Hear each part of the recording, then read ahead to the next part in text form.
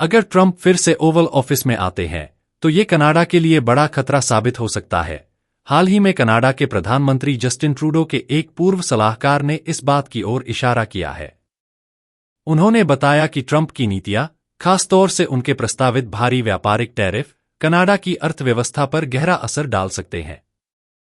दरअसल, ट्रंप की योजना है कि अगर वे दोबारा राष्ट्रपति बनते हैं तो अमेरिका के व्यापार साझेदारों पर भारी टैरिफ लगाएंगे। इसका उद्देश्य अमेरिकी अर्थव्यवस्था को बढ़ावा देना है ताकि अमेरिकी कंपनियों और उत्पादों को घरेलू बाजार में बढ़त मिल सके।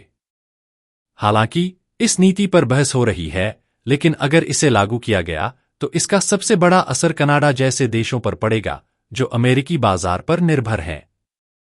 कनाडा और अमेरिका का व्यापार संबंध बेहद मजबूत और गहरा है।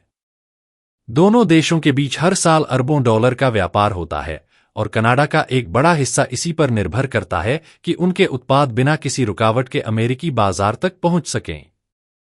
अगर ट्रंप अपने प्रस्तावित टैरिफ को लागू करते हैं तो कनाडा से आने वाले उत्पादों की कीमत बढ़ जाएगी, जिससे अमेरिकी बाजार में उनकी प्रतिस्पर्धात्मकता घट जाएगी। इसका सीधा असर कनाडाई उद्योगों और रोजगार पर पड़ेगा। कई कनाडाई कंपनियां, खासकर विनिर्माण और कृषि क्षेत्र की, अमेरिकी बाजार पर निर्भर हैं। जैसे ही उनके उत्पाद महंगे होंगे, अमेरिकी खरीदार उनके बजाय घरेलू विकल्पों को प्राथमिकता देंगे, जिससे कनाडा को बड़े पैमाने पर नुकसान हो सकता है। इससे कनाडा की अर्थव्यवस्था में मंदी का खतरा पैदा हो सकता है और बड़ी संख्या में नौकरियां भी प्रभावित हो सकती हैं।